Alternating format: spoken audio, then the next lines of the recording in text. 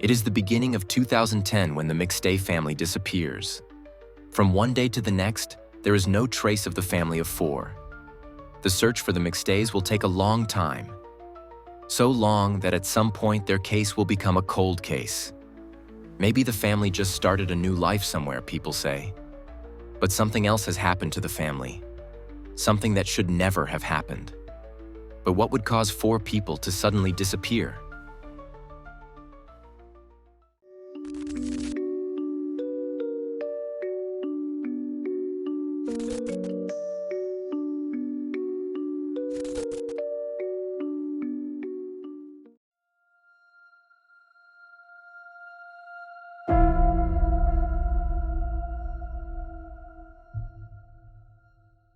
Joseph, a family man, is 40 years old.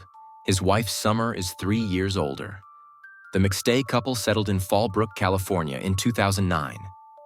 The couple bought a house on Avocado Vista Lane. The street's name is no coincidence. Fallbrook is known for its avocado groves. The small town, which is home to around 30,000 people, is considered a peaceful, family-friendly place.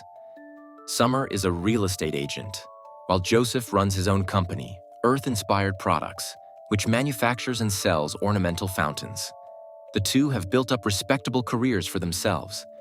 They have 2 children together, their 4-year-old son Johnny being the older of the two. On January 31st, 2010, the family celebrates the youngest son's birthday together. He is turning 3. On February 4th, 2010, Summer is still talking to her sister. She had just had a baby, and the two were planning the first meeting with Summer's side of the family. Joseph also had a short phone call with his father around noon.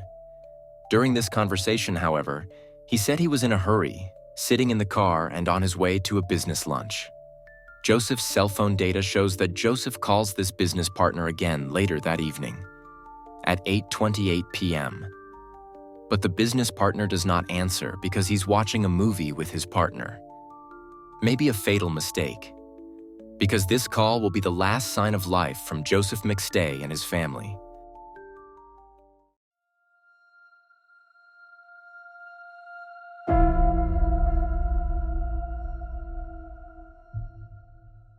On February 10th, the police conducted a so-called welfare check at the McStays. After almost a week of radio silence, relatives were worried about the four and asked the police to check on them. The police drove by the family's address, but couldn't see anything unusual from the outside. Therefore, the police do not enter the house. There is no information as to whether the officers rang the doorbell or not. It is clear that the police leave without having achieved anything. But the concerns of the family's friends and acquaintances do not subside. And 3 days after the welfare check on February 13th, Joseph's brother has had enough. Michael McStay gains access to the house through an open window. There, he was greeted by the McStays' dogs, who appeared to be completely famished. It was clear that they had not been fed in days. The family's leftover food was lying on the kitchen counter, untidy. Summer's prescription sunglasses, which she urgently needed due to her poor eyesight, were also lying there. Joseph, Summer, Johnny, and Joseph Jr. themselves were nowhere to be seen inside the house. Michael McStay tries to console himself with the thought that the family might have spontaneously decided to take a short trip. This is not uncommon for the McStays, but leaving the dogs behind would be very unusual. It was not until 2 days later, on February 15th, that the relatives decided to report the entire McStay family missing. In the meantime, Michael's mother had cleaned the family home. It may be worth mentioning at this point that Joseph and Summer were renovating the house when they went missing. They had only moved in 2009, having purchased the property at a foreclosure auction. As a result, they were making some adjustments and the family home was a bit chaotic. There are boxes of belongings still lying around, some furniture has not yet been set up, and so on. The mother may simply want to keep herself busy by cleaning the house and hopes that the family will reappear. But if the house is a crime scene, she would undoubtedly have destroyed important evidence on site. The police only receive a search warrant for the family's house a few days later. There are no traces or clues in the living area that would indicate a physical altercation or any other criminal offense. the police cannot explain the disappearance of the entire family. Initially, the possibility is considered that the McStays may have left for Mexico without warning. Because, as it later becomes known, the family's computer was used at the end of January to research a trip to Mexico. They also looked into how to apply for travel documents for children and how to learn Spanish well. That is why the U.S. investigators are involving Interpol to expand the search internationally. At the end of February, the Mexican authorities are also included in the search efforts. The Mexican police carry out various search operations at traveler hubs such as airports and major bus stations. In their efforts, the investigators come across a surveillance video. It shows a family, who at least resemble the McStays, crossing the Mexican border. The video is dated February 8th, taken 4 days after the family's last known sign of life. And something else fits this assumption. On February 8th, a car was found near San Isidro, near the Mexican border. As it turns out, it is the McStay family's white Isuzu Trooper. The car is locked properly. Inside the vehicle are new and still wrapped toys for the children, their car seats and asthma medication. A neighbor of the McStays has also provided the video footage from his security camera. The recordings show that on February 4th at 7:47 p.m., a vehicle leaves the McStays' property. Unfortunately, due to the camera angle, only the lowest section of the car can be seen. It is not possible to see who is sitting at the wheel or perhaps in the other seats, but it looks like it might be a white truck. And of course, that matches the McStays' family car. Did the family possibly drive from Texas to Mexico on February 4th, when the last sign of life was recorded, and then cross the border into Mexico on February 8th? If so, what did the family do in the 4 days in between?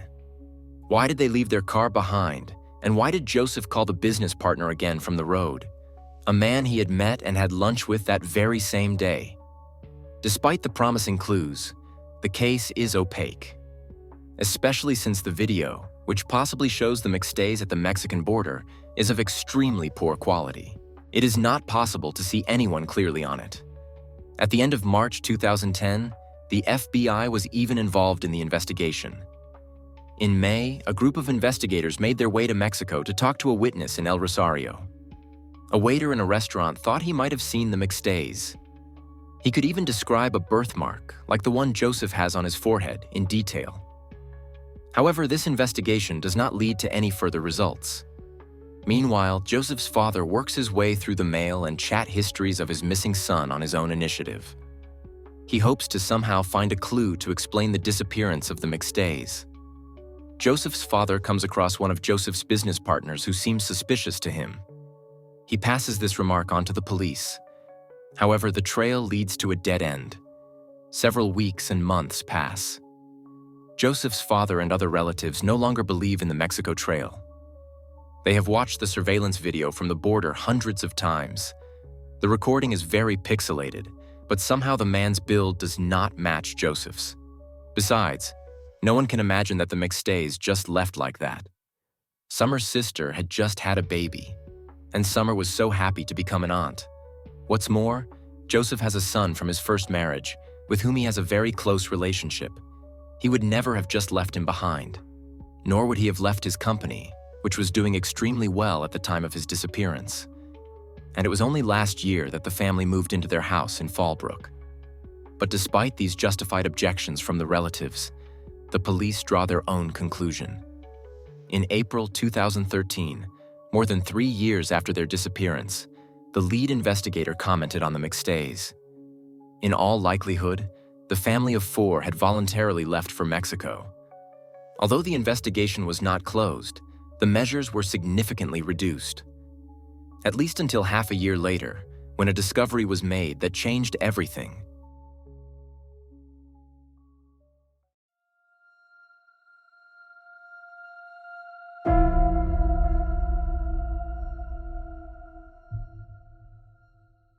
On November 11th, 2013, a motorcyclist found human remains during a joyride. They were lying in the north of the Victorville Desert. The next day, anthropologists and forensic scientists went to the site and found 2 complete graves. 4 people had been buried in the desert. A 3-pound sledgehammer was also found there, a potential murder weapon. After a few days, the results of the autopsy are available. The dead are Joseph, Summer, Johnny, and Joseph Jr. McStay. All of them died due to blunt force trauma to the head and suffered skull fractures before their death. Summer and Johnny are in one grave, Joseph and Joseph Jr. in the other. Joseph has a leg and rib fracture in addition to the head injuries. His body is tied up and wrapped in a duvet cover. Summer was possibly sexually abused after her death. Her pants and underpants were taken off. Both items of clothing were found next to her head. There were signs of cuts in her bra. However, it is no longer possible to prove any possible abuse beyond doubt. With the discovery of the 4 bodies, it is now clear that the assumption that the McStays had spontaneously emigrated to Mexico was a gross misjudgment on the part of the police, because it is quite obvious that this was murder. It takes almost a year for the police to locate and arrest a suspect. On November 7, 2014, a man named Charles Chase Merritt was arrested. He was accused of murdering the McStay family. Charles is a former business partner of Joseph, the father of the family, and the very business partner Joseph had arranged to have a business dinner with on February 4, 2010. So the suspect was in plain sight the whole time.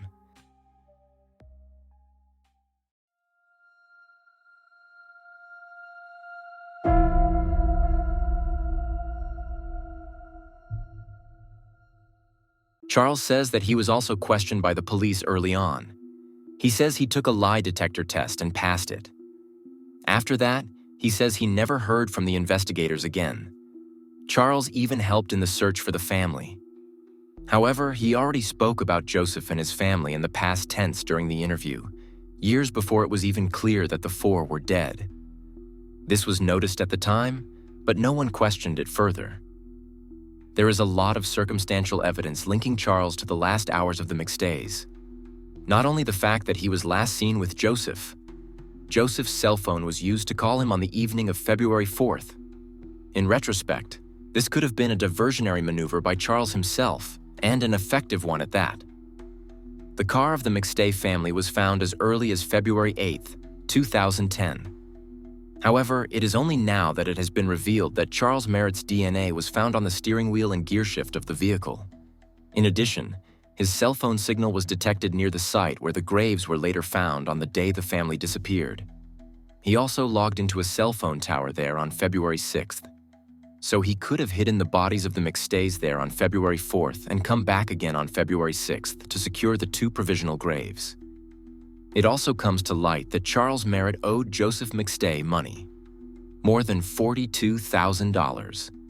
Charles has had financial problems for some time and has a criminal record for receiving stolen property and burglary. Joseph and Charles have known each other since 2007, when Charles joined Joseph's company. A close friendship developed between the two, and Charles was an integral part of the McStays' family life. However, there are indications that the relationship between Joseph and Charles had become strained of late. The prosecution believes that Charles killed the McStays for financial gain.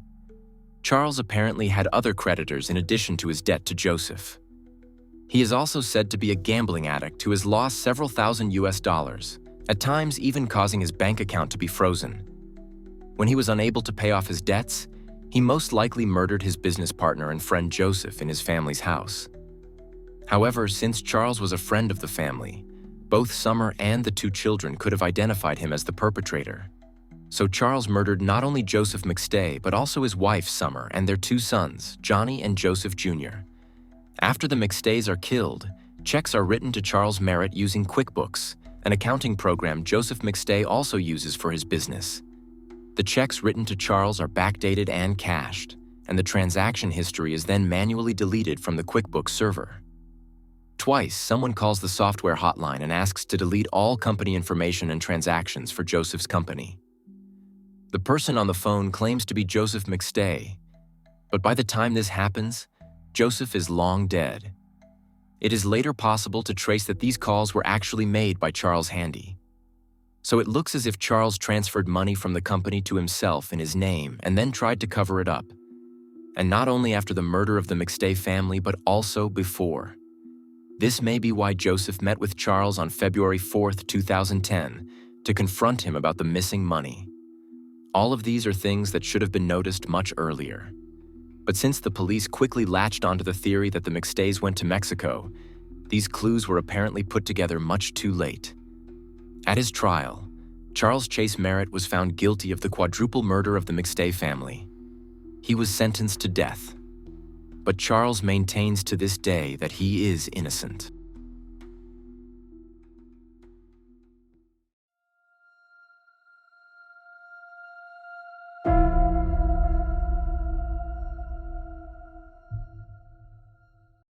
In 2022, the documentary Two Shallow Graves will be released, which deals with the McStay's family murder. Despite the conviction of Charles, the documentary raises further suspicions.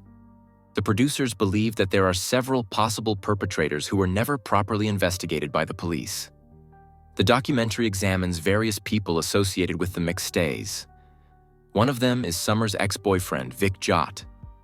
At the end of 2009, he is said to have written an email saying that he would love her forever, even though Summer was now happily married to Joseph and a mother of two. This ex-boyfriend of Summer's was said to live near Fallbrook. In the past, Vic was arrested for threatening a neighbor and his own daughter. In addition, Michael M., the new husband of Joseph's ex-wife, was said to have threatened to silence Summer and beat up Joseph. He's also said to have a history of violence. Joseph's ex-wife is the mother of his son from this first marriage. In addition, the documentary brings another of Joseph's business partners into play. Dan Cavano is said to have taken care of the IT for Joseph's company. He is said to have sent messages to Joseph threatening to destroy the company and take the website offline. Charles's defense even wanted to present this man in court as another possible suspect. However, this was prohibited by the court itself because there was insufficient evidence to link this man to the crime in any way. At the time of the crime, he was in Hawaii, which was also confirmed by his girlfriend at the time. Even Michael McStay, Joseph's brother, is repeatedly brought into play by amateur detectives. For example, because he was able to gain access to the McStay's house, but they only reported missing 2 days later. Or because his mother cleaned the house in the meantime. The objections of the producers that the case may not have been sufficiently investigated are justified, as is shown by the fact that the case was solved so late at all. And to a certain extent, it is also understandable why the intentions of the men just mentioned are now being questioned, but it is also clear that Charles Merritt was convicted in a court of law, and on the basis of a lot of strong circumstantial evidence. And that's the end of today's video. Feel free to share your thoughts on it in the comments. Do you also see the possibility that Charles might not be the culprit? Or do you think documentaries like Two Shallow Graves are rather sensational and inappropriate? Feel free to write your opinion in the comments. By the way, a comment supports the channel immensely, just like a like or a subscription. Otherwise, there is not much more to say. I wish you a good morning, noon, or evening, or whenever you watch the video, and hope to see you again in the next video. Until then, bye guys.